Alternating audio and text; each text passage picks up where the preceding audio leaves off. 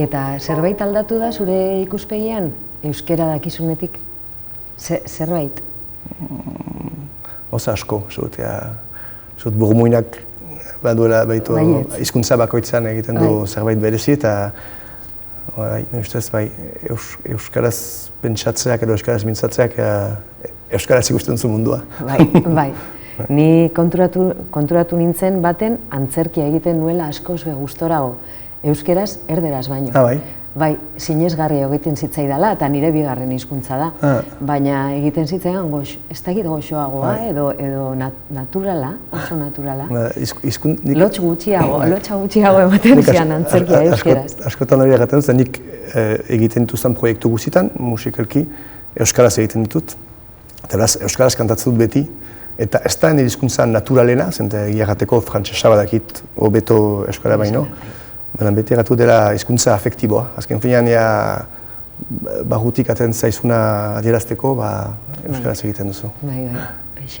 Nik gauza asko zaudet euskarari, azken finean, gaur egun ere bizitza orokorrean euskararen inguruan eraiki baita. Azken finean, ni musika egiten dut, musikaz bizi naiz ere, eta beraz, euskaraz aritzea, euskaraz kantatzeak ematen dit bizitzeko ogia, eta erraten genuen bezala, eman dit ere komunitate horren parte izanez, eman dit nortasun bat, benetan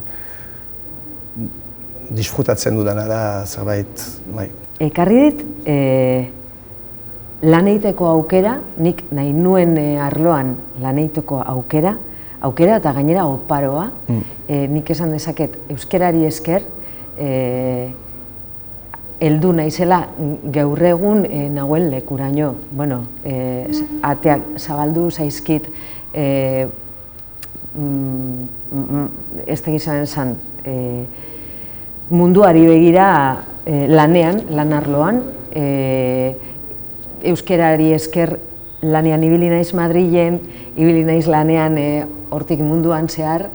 Zeratik, euskera ikasteagatik, pelikula potente bat egin genuelako euskera hutsean, Loreak, eta pelikula horrek ate eta leiho guztia zabaldu dizkit.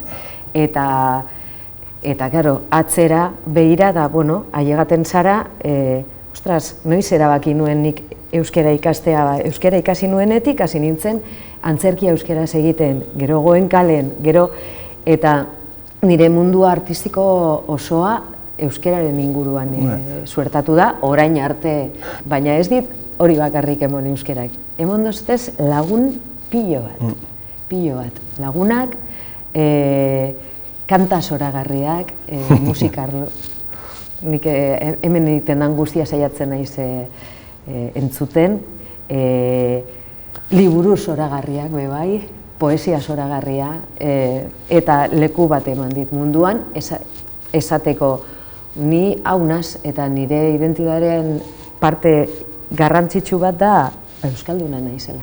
Eta hala izango naiz, hiltzen nazen edarte.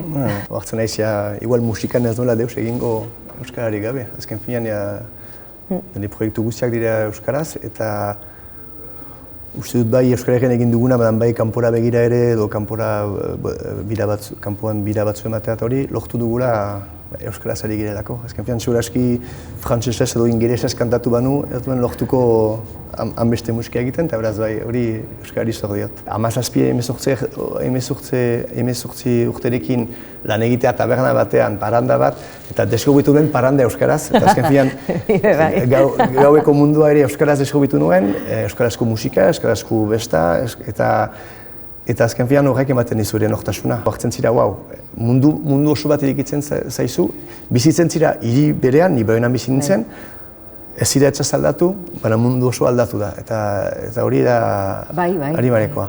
Azten zara inguruko bazterrak eta benetan ezagutzen eta sakontzen, ez da?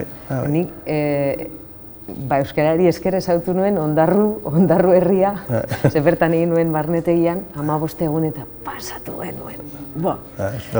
Gaina, gogoratzen dut jaiak zirela, Ondarruko jaiak, jaietan hartu genuen parte hango danborra da alternatiboan. Bueno, niretzako izan zen mundu oso bat deskubritzea. Euskal Herria beste begi batzuekaz. Eta hori Euskaldun berriok dakigu. Bai, egin nuen 2 asteko ikastaldi bat Lexakan. Eta hor, deskubritu nuen bakoitzak bazuela arrazon ezberdin bat Euskara ikasteko, eta Euskarak bazituela errealitate ezberdinak, ez? Eta hor izan zen nahiko berezia, zenta nik banuen ikuspundu hori gauza oso militantea zela eta kultura berezuatzea. Eta hartu ginen ere, batzuek ikasten zuten lan bat izateko, konkurtso bat pasatzeko. Eta azken finean nahiko interesgarria edo etzen zaitzen, eta Euskararen komunitate hori eta komunitate bat oso zabala. Azken finean zaila dela definitzea. Oso heterogeneoa gainera, ez da igual, klase berean jende gaztea, heldua, oso jende diferentea, baina azken finean bat egin da hor, eta nik laguna handiak egin ditut. Nik ikasten artean, eta irakasleak ere nik baitut lagun batzu irakasleak zirenak, eta bilakatzen dira bizitza osoko. Zor diegu asko, azken finean hauek digute eman hizkuntza hori, eta hori esker bizigira orain. Guk sorotu egiten genituen irakasleak. Hau zergatik, eta beste hau, eta apunteak hartu eta hurrengo egunea etorten zen. Bueno, hau eta honengatik eta honengatik, soratu. Pazientza daukate. Gogoratzen dut lehen urratxe ibilten ginela, bigarrenean sartu nintzen eta egiten ziren 3 hilabetetan bat uste dut. Eta nik danak jarraian egin nituen eta gero amaitu zirenean barnetegia eta guztiz, eta orain zer egingo dut.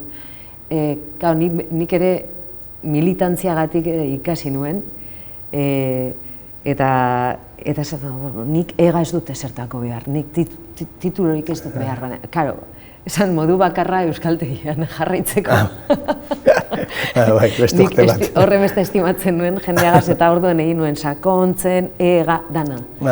Eta ja, ez eguenean gehiago galdetu nuen, eta bizkaieraz badago, basaurin ez. Hori kalean ikasiko dut, baina igual 3 bat urte edo igual pasatuko nituen. Eta astean, egunero? Egunero 2 ordu, barikoak, ostiraleak barne. Eta ostiraletan gero, gabeko 8:00-etatik 10:00-etara. Eta gero, barikoan 10:00-etan ateratzen ginen klaseko guztiak poteoan.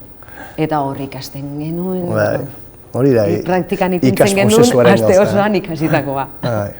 Parte importante da, mintza praktika eretzen duten. Hori eta gero irteerak, txangoak, Gorbeiara, Domeketan, aekatxotx, garaian akordatzen az bertan geundela, aekampada, gero korrikaz etorrela, da beti zegoen zehoz ere egiteko.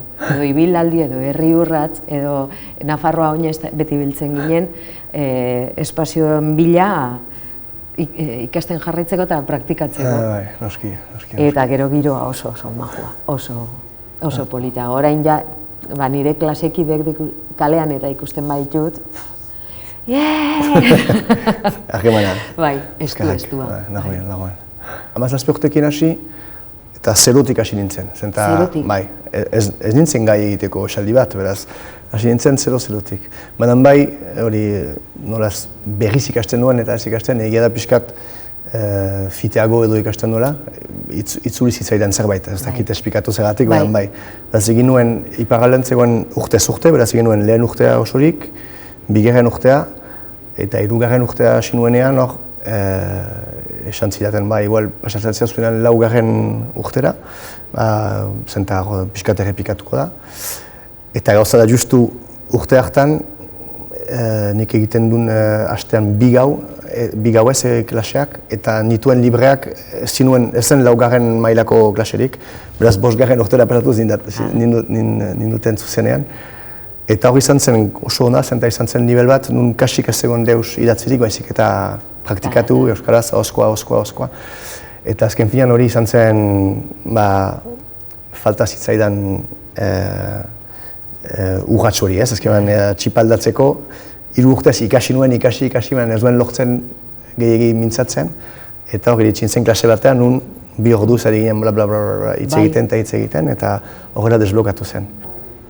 Konturatzen zara, ostras, zerbait zerbait gainditzen duzula